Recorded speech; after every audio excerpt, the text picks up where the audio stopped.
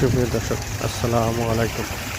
আজ আমি আপনাদের ঘুরে দেখাবো অত্যন্ত চমৎকার একটি জায়গা, অত্যন্ত সুন্দর একটি জায়গা। যাদের ভিডিওটি ভালো লাগে অবশ্যই ভিডিওটি শেয়ার করবেন, লাইক করবেন, কমেন্ট করবেন এবং চ্যানেলটি সাবস্ক্রাইব করে দেবেন।